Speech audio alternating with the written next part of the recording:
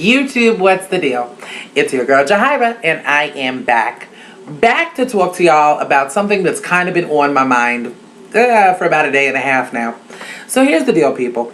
You know, sometimes when you're thinking about what video, you want to create, to get a dialogue going, it can be a bit of a challenge because, you want to make something that interests you first and foremost and interests, everybody that's going to see it because, we pretty much have similar interests anyway.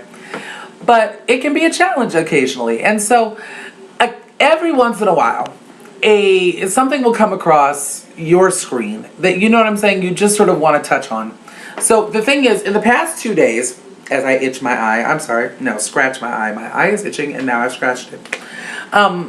In the past 2 days, I have seen 3 people that I subscribe to make similar videos, and they don't know each other. And I just kind of wanted to jump in and offer my 2 cents on it. And the issue at hand is being single and sort of what it means to be single in 2011 as an adult and sort of like that whole dynamic. And I don't think I've ever really talked about, really delved into relationship stuff on this channel before. I don't really get into, whether I'm booed up or not and things like that. You know what I mean? Because I don't know, I guess certain things you want to keep private. I mean, I don't even really feel like it's like that, but I guess I just never got around to it, or it never really popped up before. My views on being single are pretty straightforward. It's okay. And the longer version of all that is this.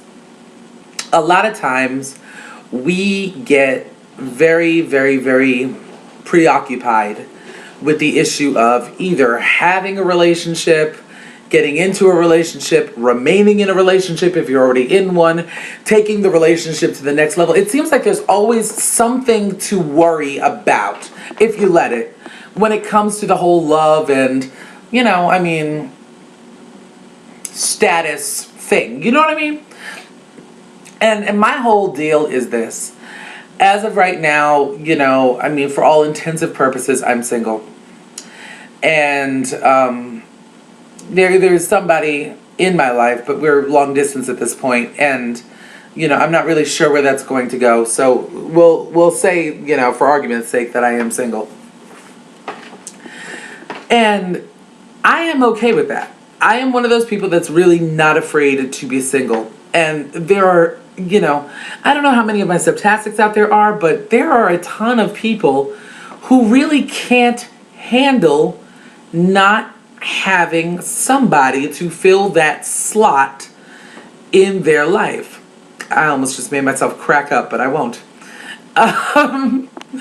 It's difficult for them. Like they feel incomplete. And, that feeling of incompletion can lead people to do a bunch of dumb stuff. Like really, really asinine BS. My whole thing has always been, if I'm not together, you know what I mean? If my own stuff isn't where it needs to be, I'm not willing to drop off my baggage at anybody else's door expecting them to fix my issues. I'm just not. Looking at this situation realistically, and granted, this is not an easy thing to do. I don't think it's an easy thing for anybody to do. This may require a cigarette. But looking at my personal situation, you know what I mean? Would I like to have somebody in my life? Would I like to have somebody to come home to, or to share my joys and my sorrows with, or to, be affectionate with me and, hold me through the night and all of that fun stuff? Yes. Yeah, I would. I definitely would. I don't know of many people who wouldn't want that. I just don't. Except for nuns. And they've got Jesus to hold them, so they're doing okay. I would like that.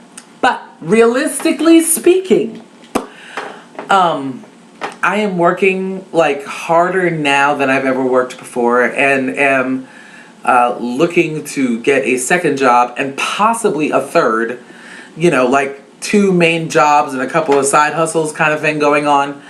I'm, incredibly, I'm not even sleeping the way I should be in general.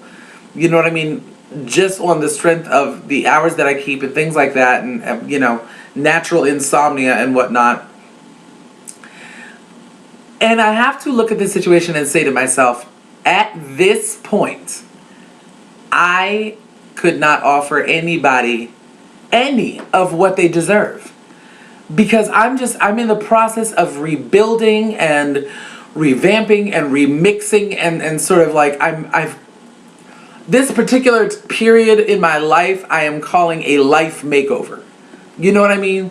And it really just involves me stepping out on faith and attempting things I've never done before in the hopes of a better outcome than, my previous efforts doing that which I found comfortable for me. You know what I mean?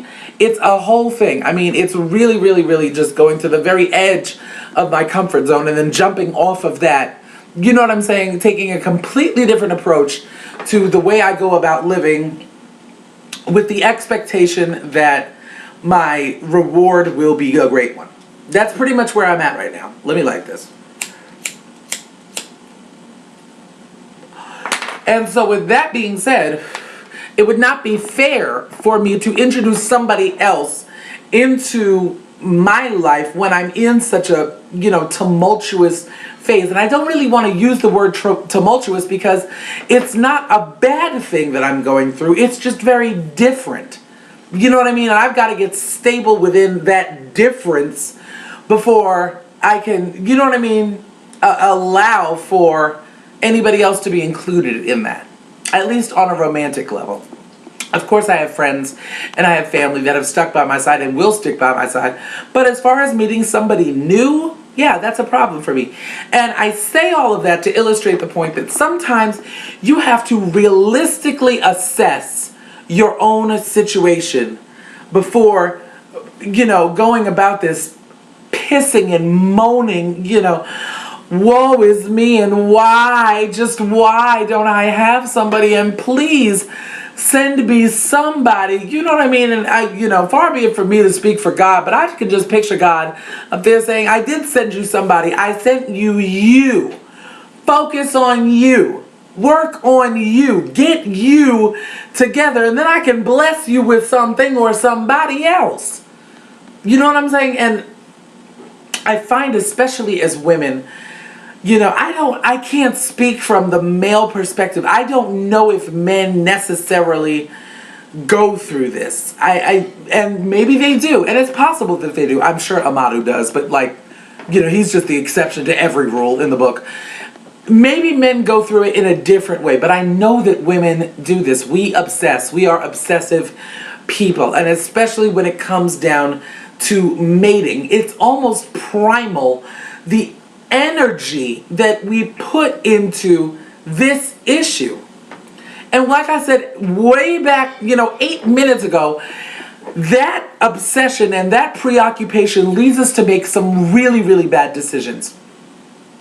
I cannot impress upon you enough how detrimental it is to look in the rearview mirror to try to find, you know what I'm saying, a companion, a mate, a husband, a boyfriend, a girlfriend, a wife, whatever the case may be for you. I cannot tell you how bad, just bad, Lord, bad of an idea it is. Let me say it one more time for the Holy Ghost. Bad. Really bad. It's just a really awful thing to do, because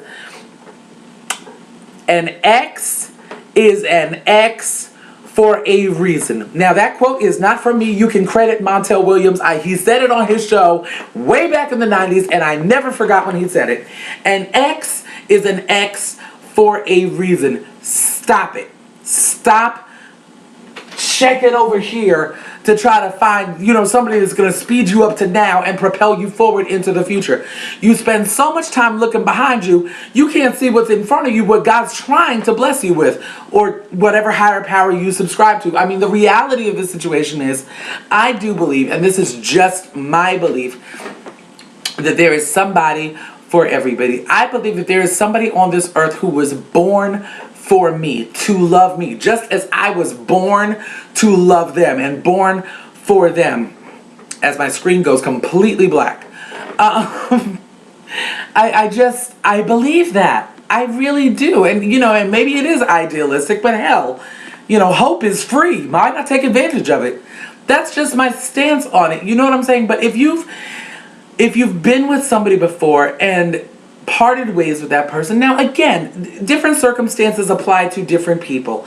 And no two situations are exactly alike. If extenuating circumstances force two people apart and then they're able to reconnect on a mature and new level, offering a fresh start, you know what I'm saying, in just a really emotional yet pragmatic way, then hey, go for yours. Dios te bendigo, God bless you, not a problem, works for me. But in general, I'm just saying, it's never a good idea to look at where you've been to try to take you where you're going. You know what I mean?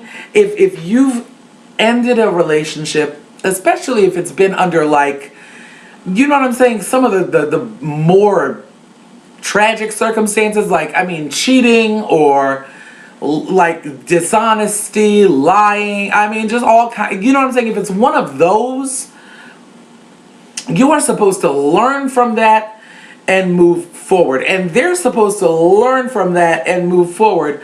But I always find it, in my life and with my surroundings and everybody that I've counseled and supported and been there for with regard to friends, family, my children, yes, learn and yes, move forward. But don't learn and move forward together.